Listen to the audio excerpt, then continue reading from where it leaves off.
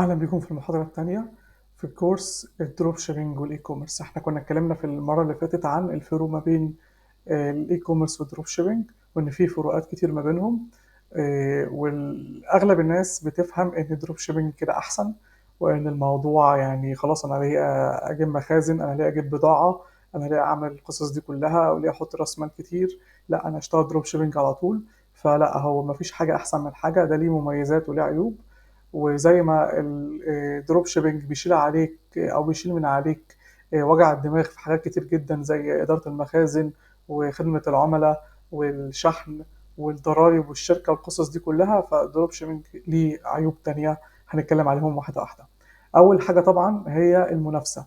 المنافسة بكل اختصار إن هو أنت المنتج اللي أنت بتشتغل عليه في كتير جدا، عدد كبير جدا من الناس شغالين عليه، مش أنت لوحدك شغال عليه. طبعا انت ممكن المنتج ده يتقفل عليك، وهفهمك دلوقتي ليه المنتج بيتقفل عليك وازاي المنتج يتقفل عليك. بس الموضوع المنافسة ده بيبقى يعني نقطة مهمة جدا. يعني مثلا العميل انت اقتنع بالاعلان بتاعك واشترى، فليكن مثلا انت عامل اعلان وبتبيع المنتج ده مثلا هنقول ب 350 جنيه، تمام. في حد تاني بيبيع المنتج ب 330، وحد تاني بيبيع ب 320، تمام. العميل بعد ما شاف الاعلان بتاعك واشترى بيشوف الاعلان ده وبيشوف الاعلان ده، فهياكل مثلا اشترى من ده. لو ده وصل الاول تمام، فالعميل كده هيستلم من ده ومش هيستلم منك. يبقى انت كده هيجي عندك نسبة التسليمات والمرتجعات هتبقى اقل بكتير. وبرضو عشان تبقى عارف ان نسبة التسليمات زي ما قلت لك في المحاضرة اللي فاتت، ان نسبه الاستلامات في الدروب شيبنج بتبقى 35%، 30%، 40% يوم ما تبقى كبيره جدا. ده بسبب المنافسه، ان مش كل حاجه او مش كل الناس بتبيع بنفس السعر، في ناس كتير بتبيع باسعار اقل. فده بيخلي نسبه التسليمات عندك بتقع، يبقى العميل مأكد الاوردر. العميل عايز يستلم فعلا وبيستلم فعلا، بس مش منك، بيستلم من حد ارخص منك. طب الحل بتاع الموضوع ده ايه؟ يعني ايه الحل بتاع الموضوع ده؟ هو انك انت تقفل المنتج عليك. طب المنتج يتقفل عليك ازاي؟ يعني مثلا المنصه بتاعت الدروب شيبنج عندها مثلا عايزه تطلع في اليوم مثلا 500 قطعه، تمام. انت مثلا بتجيب 100، وحد بيجيب 50، وحد بيجيب 50، وحد تاني مثلا بيجيب 200. فانت بتقول لهم والله انا ممكن اجيب لكم في اليوم 300 400 اوردر، تمام، بس المنتج ده يتقفل عليا انا لوحدي، ما يبقاش مع حد تاني غيري.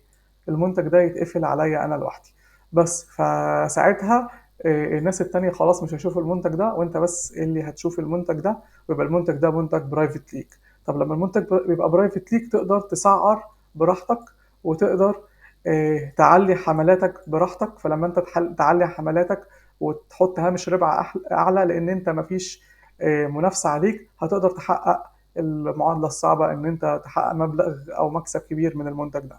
يبقى احنا عندنا قصه المنافسه دي الحل بتاعها ان انت يتقفل عليك المنتج، يبقى المنتج ده بتاعك لوحدك، انت بس اللي بتشوفه. فساعتها انت تقدر تظبط التسعير، تزود التسعير بتاعك. فلما بتزود التسعير بتاعك تقدر بكل سهولة تزود الحملات الإعلانية بتاعتك. يبقى احنا زودنا التسعير وزودنا البادجت او الحملات الاعلانيه بتصرف كام في اليوم. طيب ليه احنا مضطرين نزود التسعير علشان نزود الحملات الاعلانيه؟ بكل اختصار ان انت لما بتزود سعر الحملات الاعلانيه اوتوماتيك الفيس بيزود عليك الكوست بير بيرشيز. هتقول لي ليه؟ هقول لك هو بيتحسب ازاي. هقول لك مثلا انت بتبيع مثلا او بتعمل حمله ب 1000 جنيه، تمام. تمام. هنقول مثلا الحمله دي هترجع لك في الاخر ب 1500.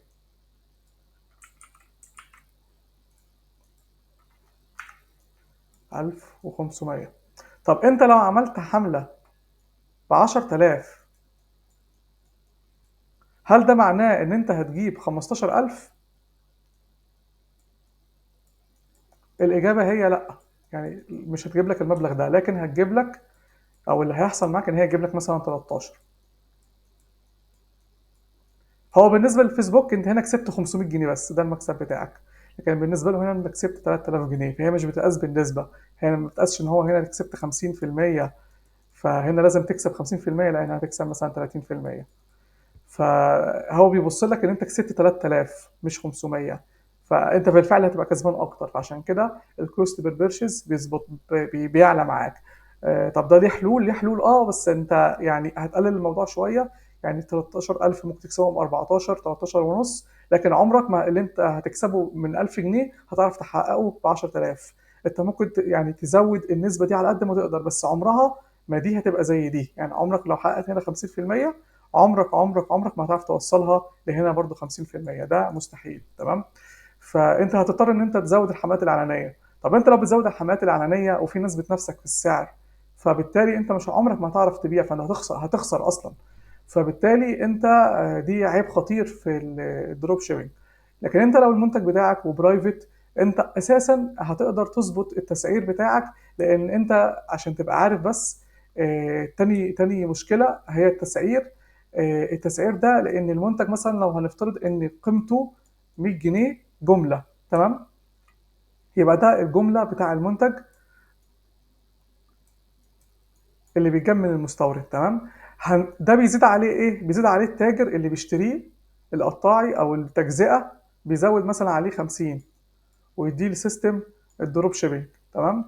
وسيستم الدروب شيبينج عايز يحط عمولته اللي هي بتاعه التأكيدات والمكالمات والمخازن والموظفين اللي شغالة وخدمة العملاء ومدير حسابك والقصص دي كلها، فهيزود مثلا 50 تانية. ده كمان يعني مثال مخل، يعني هو ممكن يكون بيزيد أكتر من كده. تمام. وبعد كده أنت هتزود الربح بتاعك، هنقول مثلا 100 جنيه. طب ليه 100 جنيه؟ هنقول مثلا ان متوسط سعر الاوردر اللي هيجي لك هيبقى 30 جنيه. تمام. نسبة التسليمات 35%. فانت يعني هتخليك تلعب في السيف سايد، ان انت مثلا هيبقى الاوردر جاي عليك، يعني الرقم ده هيضرب في 3، فانت الاوردر هيبقى جاي عليك مثلا ب 90 جنيه. تمام. يبقى ال 100 كمان دي قليلة، هتزود على الاقل مثلا 150 جنيه مثلا. ده لو الاوردر جالك ب 30 جنيه، على حسب الاوردر جالك بكام.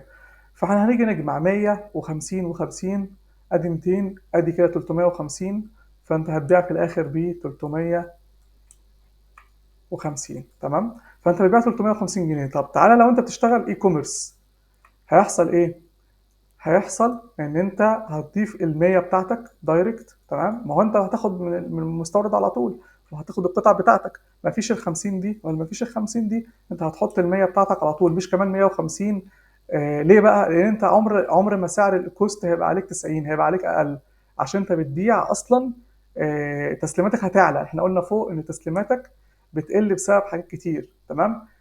وان مفيش في منافسه عاليه عليك. هنا انت مفيش منافسه عاليه عليك. يعني لو نرجع للجزء ده، هنلاقي ايه؟ ان لما انت بتبيع ب 350، حد بيبيع ب 330 وحد بيبيع ب 320، فالعميل بيستلم من ده وما بيستلمش منك. ده مش هيحصل لو انت بتجيب الحاجه بتاعتك وتبيعها دايركت. فانت كمان ممكن كمان ما تزودش 100، انت كمان ممكن تزود 120، يعني تبقى كسبان اكتر، هامش الربح بتاعك اكبر. فتبيع في الاخر مثلا ب 220. تمام. هيبقى التوتال ال 220 اصغر بكتير من ال 350. يعني هنا ال 350 ده رقم كبير جدا عن ال 220. وكمان ال 220 نسبة تسليمات اعلى. يعني هنا نسبة التسليمات ممكن توصل معاك ل 50 او 60%، لكن هنا نسبة التسليمات هتوصل معاك ل 35%. فبالتالي موضوع التسعير ده في الجمله او الاي كوميرس بيبقى فرق كبير جدا جدا جدا جدا عن الدروب شيبينج. طبعا ده بيبقى بتقل عيب الجزء ده، او عيب التسعير ده، او مشكله التسعير دي بتقل شويه لو انت المنتج مقفول عليك. لكن عمرك طبعا ما هتقدر توصل للي بيحققه او تبيع بنفس السعر اللي بيبيع بيه او تحقق هامش الربح اللي بيبيع بيه اللي جايب المنتج الاي كوميرس. وعلى فكره برضو، انت لما بتبيع منتج دروب شيبنج، انت مش بس بتنافس مع الدروب شيبرز، بتلاقي في دروب شيبرز بيروحوا يستوردوا المنتج ده او بيجيبوه جمله ويشتغلوا عليه برضه. فانت بتنافس معاهم، يعني سواء دروب شيبرز او اي كوميرس. انت مش بتنافس الدروب شيبرز بس، انت بتنافس كله. فيعني الحل ده برضو هو بيحسن عليك الموضوع بس مش زي ما انت متخيل. تمام. يبقى تاني نقطة اتكلمنا فيها هي التسعير. تالت نقطة أو تالت مشكلة وهي السرقة. طب السرقة بغض النظر إن هي برضو موجودة في الإي كوميرس، بس أشرحها لك في الأول في الإي كوميرس موجودة إزاي. موجودة في الإي كوميرس إن أنت عن طريق إن أنت ممكن تتسرق في المخازن. يعني أنت عندك 1000 حتة في المخزون، ممكن حد يسرق منهم. طب ده حله إزاي؟ حله إنك أنت بتركب كاميرات، تمام، بتصور وبتركب او بتسريل الاوردرات اللي عندك او الحاجه اللي عندك، بتعمل لها زي ما تقول كده باركود، تمام، على المنتج بتاعك. يبقى كل قطعه عليها باركود، والقطعه اللي بتطلع في الشحن بتبقى عارف ان دي القطعه دي خرجت في شركه الشحن، خرجت في شركه الشحن، ولا هي لسه موجوده جوه المخزن بتاعك. فانت عن طريق ان انت تسريل الباركودز والكلام ده بتقدر تتراك القطع دي اكتر. فلو هي مثلا القطعه دي مفقوده وهي طلعت في الشحن، يبقى القطعه دي موجوده عند شركه الشحن. لو القطعه دي مش موجوده وما طلعتش في شركه الشحن، يبقى القطعه دي اتخذت من المخزن بتاعك، فساعتها انت هتروح مخصم القيمه بتاعتها على الموظفين الموجودين في المخزن بتاعك. فده بالنسبه للسرقه في الاي كوميرس. لكن الموضوع في الدروب شيبينج لا، الموضوع فيه سرقه تانية خالص. في نوعين من السرقه، في اخطاء بشريه وفي اخطاء مقصوده، او في اخطاء من الموظفين وفي اخطاء من اصحاب السيستم. انت ممكن تتسرق في الفلوس. اول حاجه يعني انت مش كل اصحاب سيستمات الدروب شيبينج ناس محترمه. يعني مش كل الناس اللي هتقول ده عامل سيستم دروب شيبينج فهتروح تشتغل معاه وتحط فلوس معاه على طول.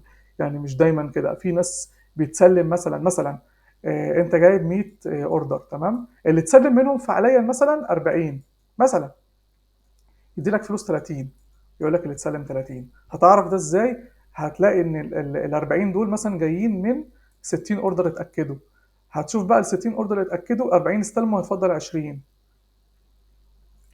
هيتفضل معاك 20. فهتروح تتصل بال 20، يعني تعمل مكالماتك وتكلم ال20، او تجيب سيستم او تتكلم خدمه عملاء او تجيب حد خدمه عملاء يتصل بال20 دول، يقول لهم الو، انتوا احنا مثلا بنتابع معاكم ونشوف المنتج اللي انتوا استلمتوه مننا فيه مشكله او ما فيهوش مشكله، بحيث ان هو لو فيه مشكله احنا نساعدكم وهنرجع لكم او كده. ما تخشش تقول لهم انا انتوا استلمتوا ولا ما استلمتوش، لا، بتخش تسالهم المنتج فيه مشكله، احنا خدمه ما بعد البيع كده يعني. فهو لو استلم المنتج هيقول لك والله المنتج سليم، المنتج فيه مشكله، فانت تعرف بس ان هو استلم ولا ما استلمش. هتلاقي في الاخر فيه 10 استلموا ومش موجودين على ال 30 دول، فترجع تطالب بيهم السيستم ده. ده ممكن يبقى مقصود، ممكن يبقى فيك ابديت من شركه الشحن، وممكن يبقى مقصود عادي بتحصل. تمام. في ايه تاني ممكن سرقه ممكن تحصل لك؟ سرقه الكرييتيف بتاعتك او سرقه التعب بتاعك. هو عنده مثلا دلوقتي حاطط 100 منتج في الشركه بتاعته، تمام، انت رحت جربت لك مثلا 5 أو 10 منتجات، اللي طلعوا وينر منهم اتنين، تمام، وتحقق عليه مبيعات حلوه وارباح حلوه.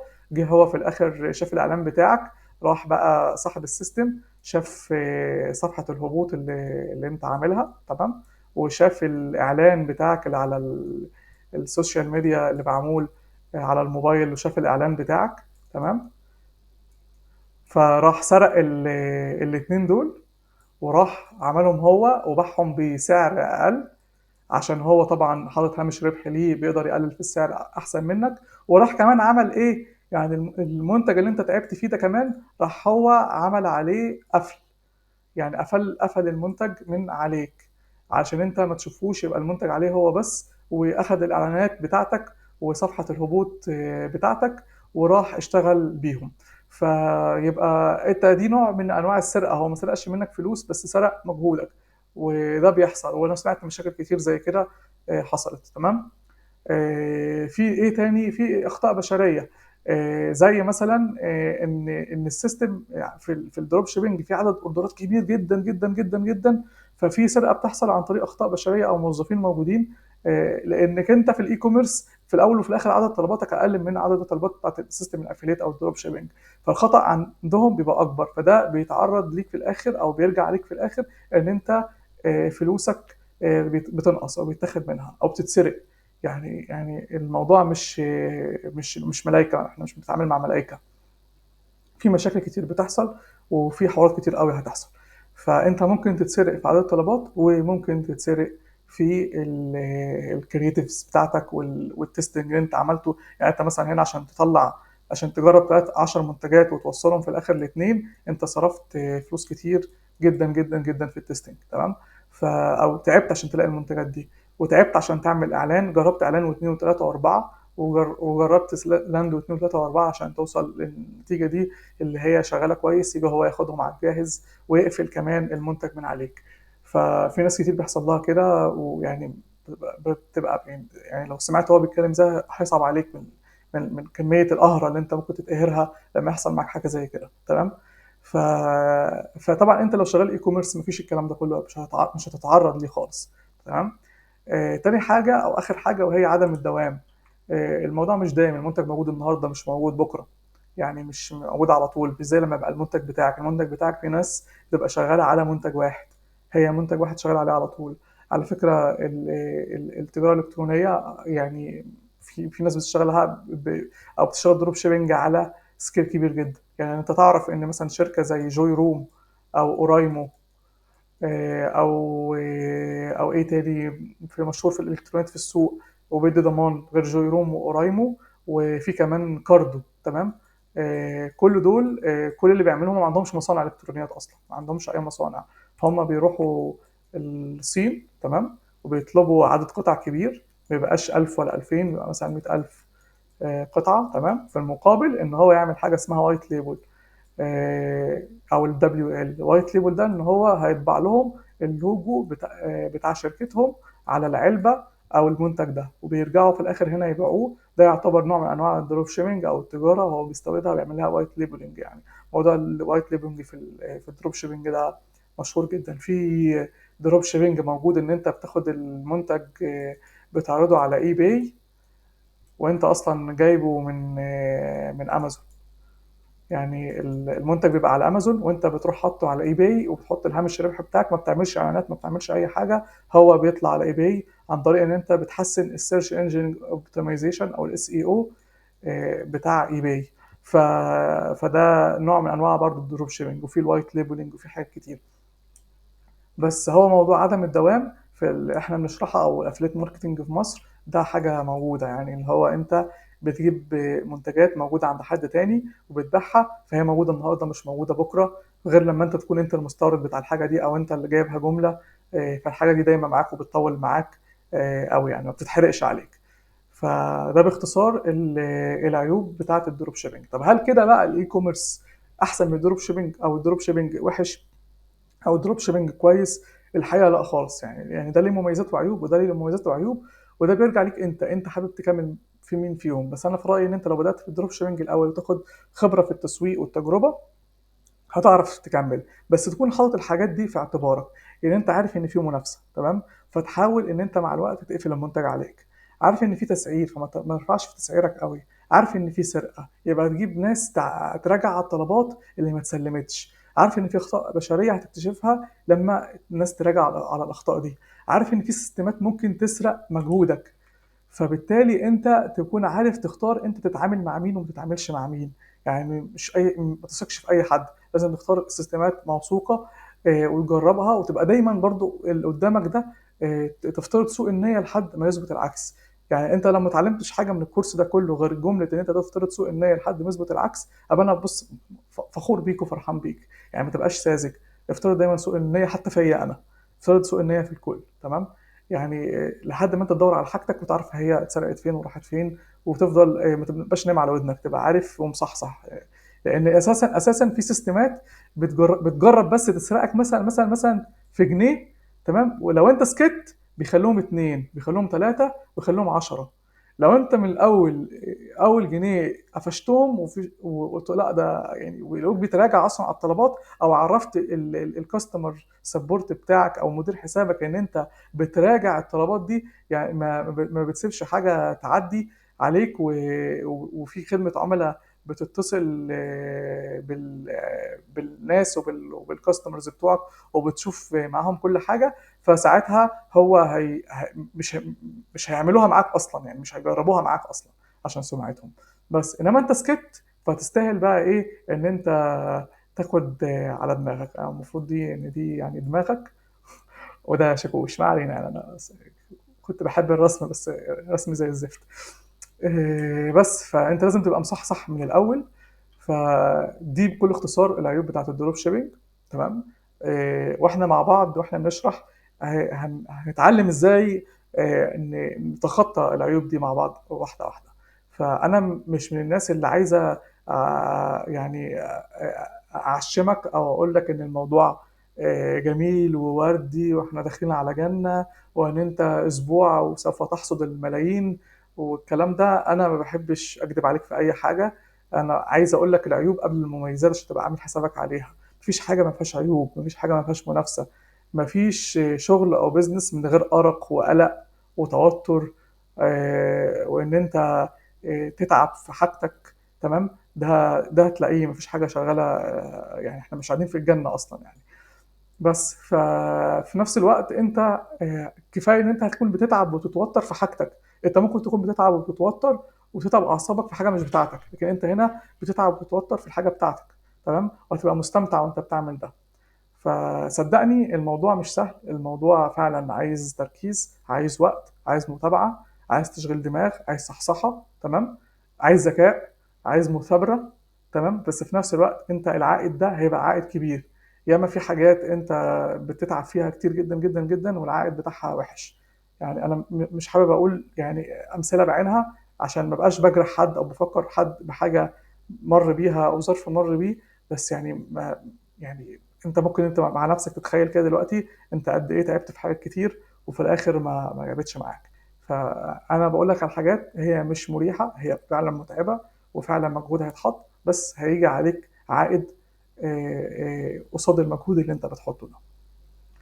ان شاء الله اشوفكم على خير في المحاضره الجايه. هحاول ما اطولش عليكم، يعني يبقى محاضره كل يومين او 3 ايام بين كل محاضره والتانيه عشان نخلص الجزء اللي بيخلينا نبدا في الدروب شيبينج او الاي كوميرس بسرعه، ونبدا بعد كده نتعلم ازاي ندير الدروب شيبينج ده ونكبره ونحسن من الحملات بتاعتنا والبيزنس بتاعنا.